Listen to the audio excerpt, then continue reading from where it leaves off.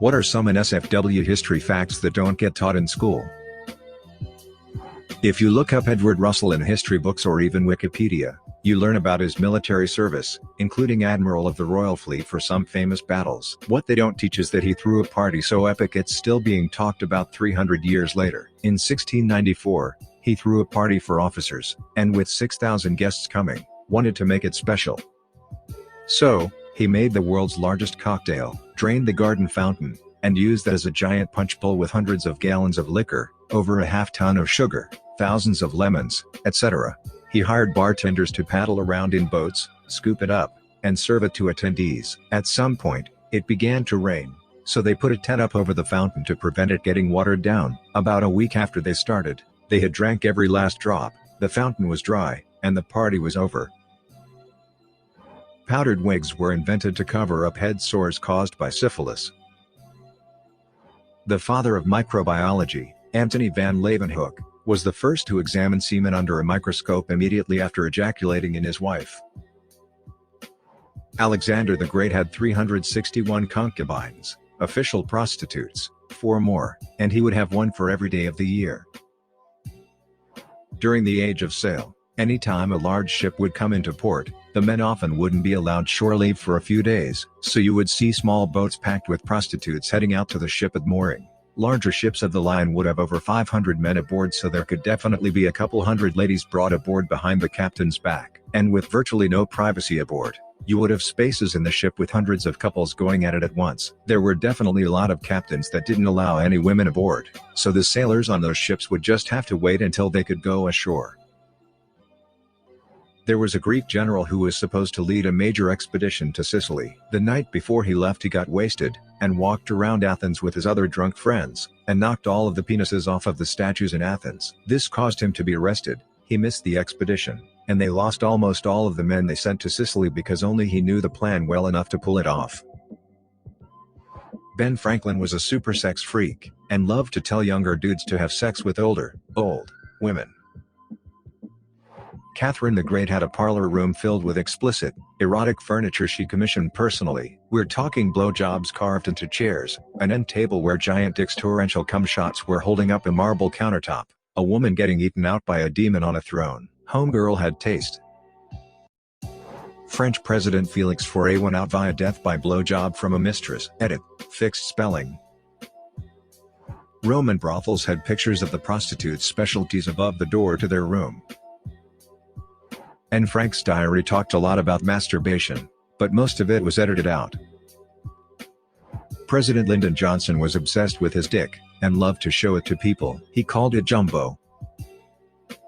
The first person who was sentenced to the electric chair died horribly. Someone forgot to wet an essential part of the machine, and he ended up with bubbling skin, melting eyes, and a foaming mouth, among other things. The amount of electricity was so strong that he began to convulse violently, so much so that he weakened straps. He twitched so erratically that his index finger dug through the palm of his hand. The entire room smelled of burning flesh, and the stench even permeated some clothes.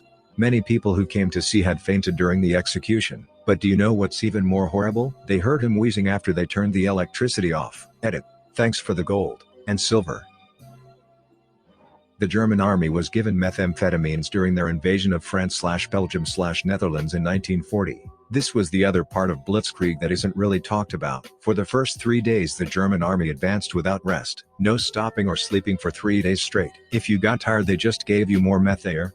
The drug may have also played a role in why the Panzer divisions refused to stop even after being ordered to several times by high command. They only finally stopped advancing when Hitler personally ordered the halt. TLDR. An army of methed up Nazis took down the largest army in Europe in a few weeks. Edit. Netflix has a good documentary series on it now. 12-year-old Pocahontas used to entertain white colonists with nude cartwheels. This is actually one of the few things we know about her that's indisputable. Cleopatra was nicknamed Regina Meretrix, the Queen of the Whores. At the Battle of Agincourt most of the English archers fought pantsless because they had serious diarrhea, and were literally crapping themselves as they fought. They won too. Greeks were heavily into sodomy on both sexes. Women were only required to be virgins vaginally prior to marriage, every other orifice was fair game. Archaeologists find lots of poop, and lots of dildos. Jenny Wade was a prostitute, and a madam. She wasn't a kind and generous soul who was treating the wounded from both sides of the Battle of Gettysburg. She was offering her services to both sides. When you take the bus tour with recorded audio, the storyteller narrating the tour is supposed an old-timer reflecting on the battle. When you pass the Jenny Wade house, still standing, he says something like, "That's the Jenny Wade house. Jenny was a friend of mine. She was a friend to many." I always liked that subtle nod. In the 12th century, a philosopher named Peter Abelard challenged the church teaching on sexual morality, pointing out that no ceremony of man could make an inherently immoral act moral. The act would have to be already generally moral. Therefore, sex before marriage really couldn't be considered a mortal sin. He fell in love with the wrong woman, and had his nuts cut off. This made him angry and sad. He then wrote a book. Early colonizers of the United States used corn cobs as toilet paper. Edit. This is now my number 2 comment. Newton was so dedicated to his work, and abhorred fun so much that many people believe he died a virgin.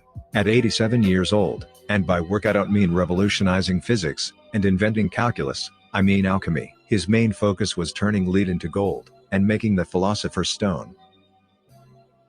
Queen Victoria instituted a system of certifying prostitutes as syphilis-free. They were called the Queen's Ladies of the Night. Many prostitutes hung the certificate above their beds as a point of pride. According to Christianity, Jesus ascended to heaven. Hence you might think that, according to Christianity, no body part of him should be found in earth. However, this does not include Jesus's foreskin, as Jesus was, and born as, Jewish. He was circumcised 8 days after birth. Hence, when Jesus, supposedly, ascended to heaven, his foreskin, known as the Holy Prepuce or the Holy Foreskin link 1 in description, remained in earth. Throughout the centuries, several churches claim that they have the original Holy Foreskin, even several at the same time. 1. The creator of the vibrator was George Taylor. It was originally made as a steam-powered device that was used to cure a disease called hysteria, by massaging the pelvic region. 2. Empress Wu Zetian of China asserted her dominance over male officials by making them kneel before her, and pleasure her orally. 3. For a long time Royal European women gave birth in front of spectators, who would pour into the bedchambers to watch the babies arrive. 4.